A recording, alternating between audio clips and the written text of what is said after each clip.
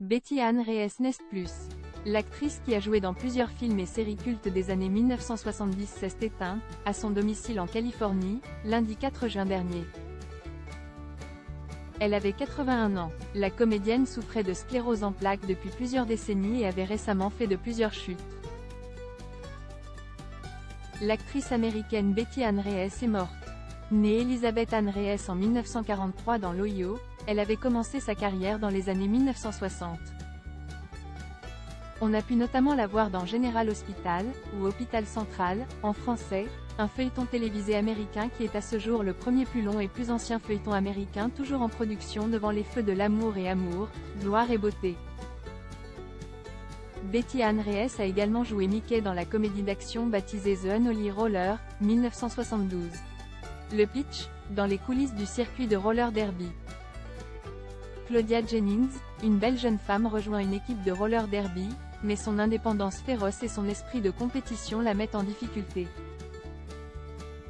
L'actrice était aussi connue pour avoir participé au film de zombie Sugar Hill, sorti en 1974 et dans lequel elle a incarné la compagne d'un mafieux qui va affronter Sugar. Une femme qui s'allie à une prêtresse vaudou afin de ressusciter des esclaves morts et venger la disparition de son frère. À la télévision, Betty Ann Reyes a joué dans la dernière saison de la sitcom Mice Risson en 1971 et 1972 mais aussi dans la série Shane avec David Carradine, ainsi que dans Manix et les rues de San Francisco. Retrouvée morte à son domicile après plusieurs chutes. Elle est apparue une dernière fois sur nos écrans en 1978 dans L'Incroyable Hulk, la série qui suivait les aventures de David Banner. Persuadé qu'il aurait pu sauver sa femme d'un accident mortel de la route, il se met à réaliser des expériences sur lui-même dans son laboratoire avant de se transformer en créature gigantesque verte dotée de la force surhumaine qu'on lui connaît. L'actrice a ensuite abandonné sa carrière pour se reconvertir dans l'architecture d'intérieur et désigner des cuisines dans les années 1980. Ce sont nos confrères du Hollywood Reporter qui ont annoncé son décès.